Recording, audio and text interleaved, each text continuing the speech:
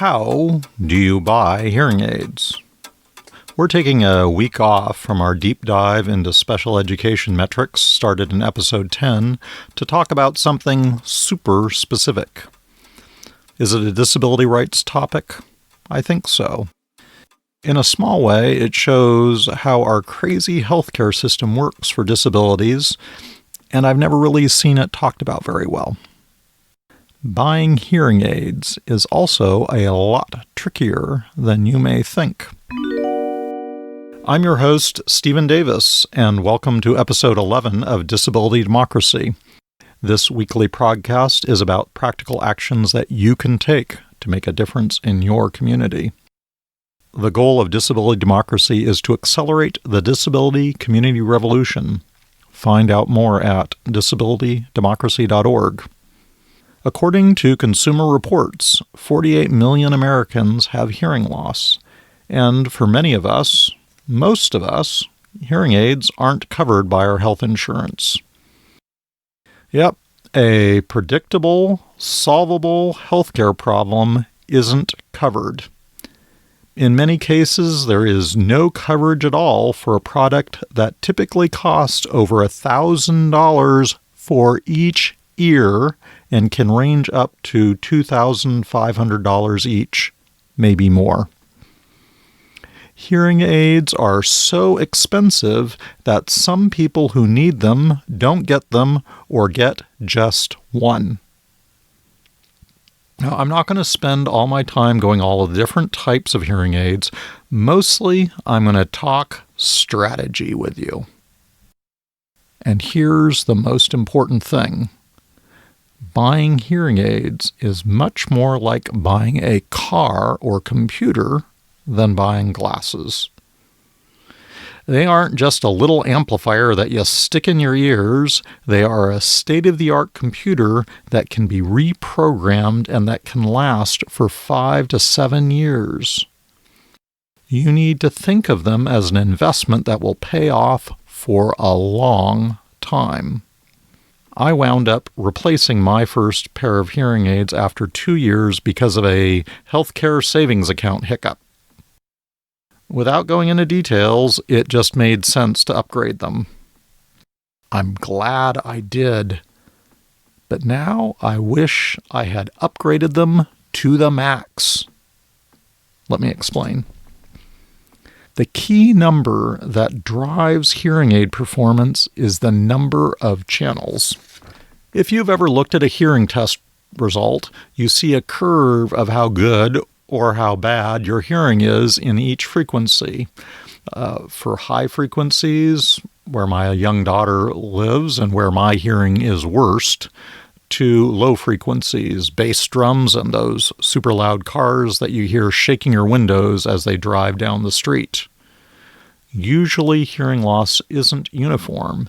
It is concentrated in one part of the spectrum or another. Mine, I can't hear my daughter at all. The audio channels divide this continuous curve up into frequency bins. These separate pieces are amplified separately. The more bins, the better the hearing aid matches your specific hearing loss. My first hearing aid had 4 channels. My new ones have 12, 3 times more. The top-end hearing aids I've seen have 20. 20 channels. What does that mean? Now, I have growing kids, so we're in a world of Legos. But if you have toddlers or have to buy gifts for little kids, there are these big blocks called mega blocks. These are supersized plastic blocks with a standard block around 6 inches long. Then, as your kid gets older, you move up to Duplos with a 2-inch standard block, then Legos at just about 1 inch. More channels are kind of like moving from mega blocks to Duplos, then Legos. If you're trying to build a fancy model of Hogwarts from the Harry Potter movies with lots and lots of detail, you want Legos. If you want to build a big stack of blocks, mega blocks work. Hearing details comes from those channels. I really felt this when I upgraded my hearing aids. While I like music, I am no hardcore audiophile. But when I changed from 4 channels to 12 channels in my hearing aids, all of a sudden I could hear a ton of extra detail. And that is when I'm listening to Johnny Cash in my car with my kids, not Bach in a concert hall or a quiet room. The extra channels allow the hearing aids to much, much more closely match your actual hearing loss and that curve that they show you of how bad your hearing is. While a magnifying glass can help you see, prescription glasses are a lot better. With hearing aids, it's just the same. More channels give you a much better, more precise prescription. Going from 4 channels to 12 is 3 times better. Going to 20, 5 times better, or 5 times more accurate matching your hearing. And these channels are the real difference in the cost of hearing aids. They drive the cost of the computer chip, actually a digital signal processing chip or DSP, more channels, more power, and all the rest of the features follow. It's not like glasses where they're actually customized. They are like a computer where all the differences are in the power, the peripherals, and the programming. Just a reminder that you can find full episode transcripts and additional resources at disabilitydemocracy.org. If you have any questions, comments, or feedback, contact me there. We're reworking our newsletter to provide you even with more valuable content, and it is an easy way to get information about all of our episodes. Let me know how we can make disability democracy more accessible and more actionable for you. Consumer Reports says you should only buy what you need for hearing aids. It is essentially the advice I got when I bought my first pair. Get the minimum you can get away with. I think this is bad advice. Hearing is one of your 5 senses. It allows you to hear your child, talk on the phone, listen to music. No one would tell you to buy a magnifying glass if you need glasses. Having polarizing lenses in my glasses means I don't need to buy or carry a pair of sunglasses. They make my vision work better. I don't know about you, but I want my hearing not to be just a little bit better or better enough. I want my hearing to be as good as possible. So back to those DSP chips and all their channels. Hearing aids with more channels have a lot of other features included. Smarter chips have more memory and support more fancy features right out of the box. It's the same with cars and computers. Let's go over a couple of what I think are the most important features. First, an easy one. Rechargeable hearing aids are a huge win over hearing aids with batteries. First of all, at least for me, the cost difference was something like $50. Now, if you're replacing your hearing aids every year, it's kind of a wash cost-wise. But after 5 years, you are way ahead with rechargeable batteries. And that is before the extra safety feature of having your hearing aids basically sealed up. No battery slot to open up and get dirt or water into or just mechanically fail. More reliable, more cost-effective for a 5 to 7 year investment.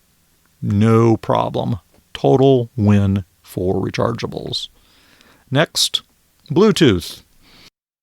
If you use a smartphone, Bluetooth hearing aids are an easy buy. They seem to be becoming more standard anyway. Again, not very expensive for a feature you are going to use regularly for 5 to 7 years. And again, something like $50 to $150, a modest investment. If you don't use a smartphone, then you don't need Bluetooth. Pretty easy. For the usually modest cost, telecoil is probably worth it.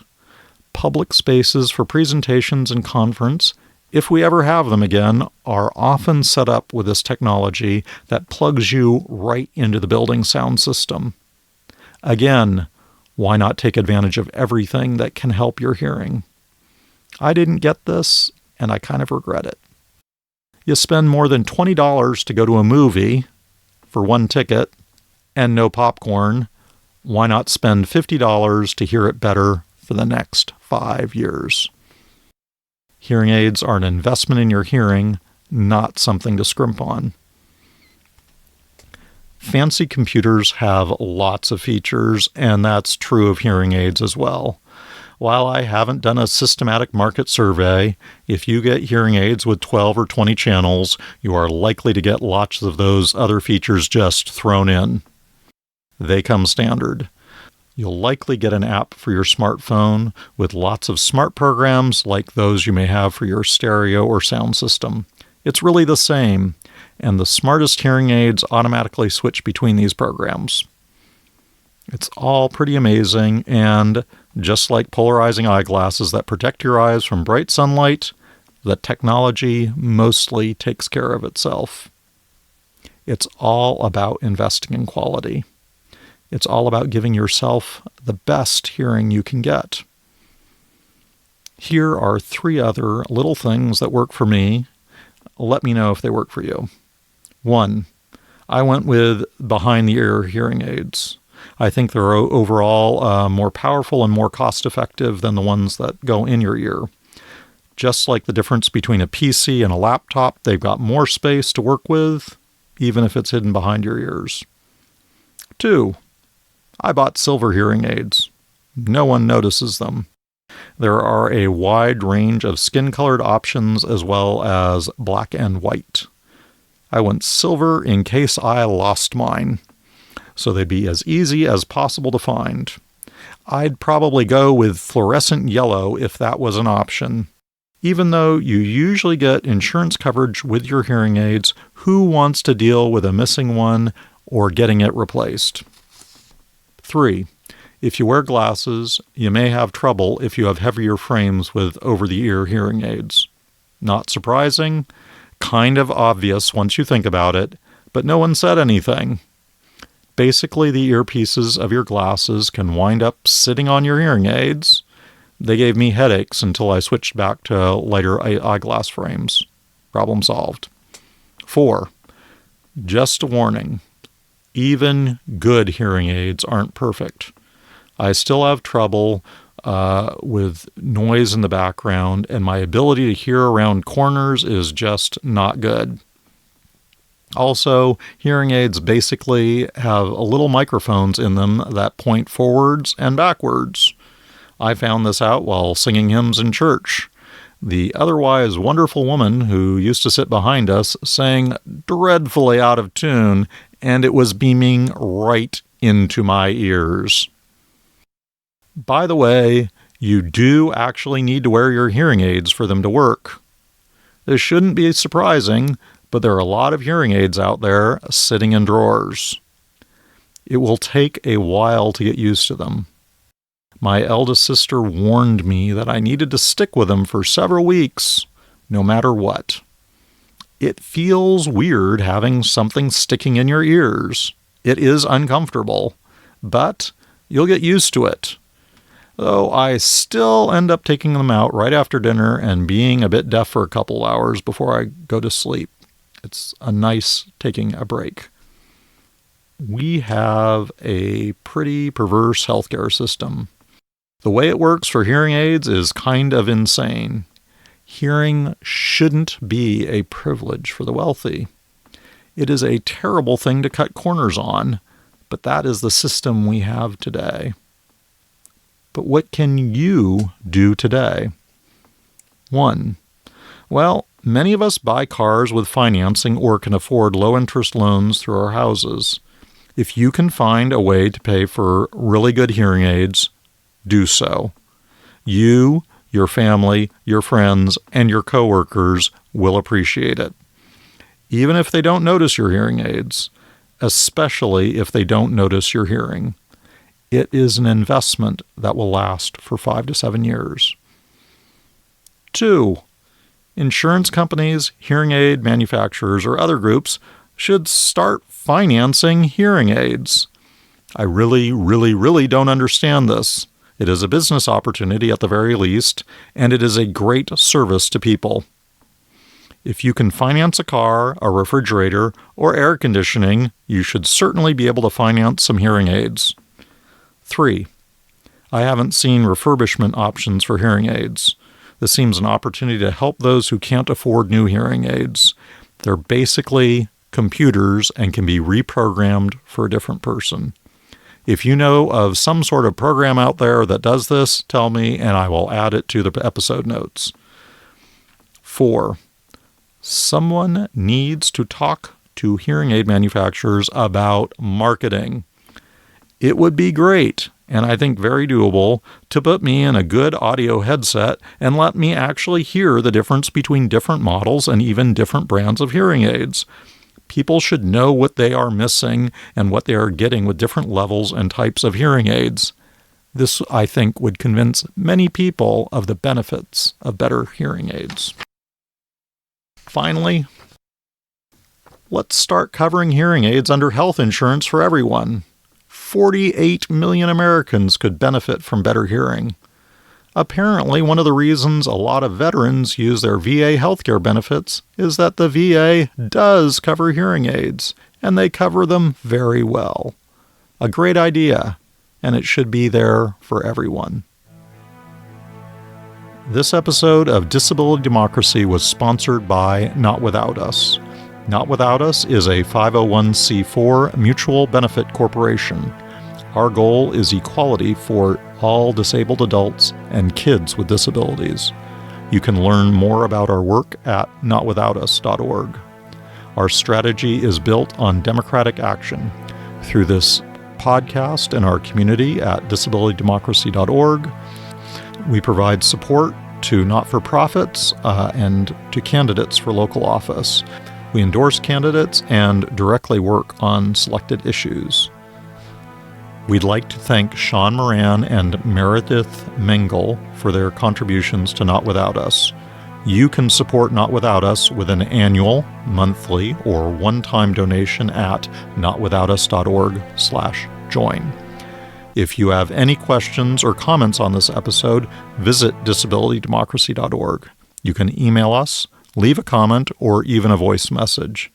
I'm Stephen Davis, and on behalf of Not Without Us, we think that democracy comes not from a vote every 2 years, but from the actions we can take every day.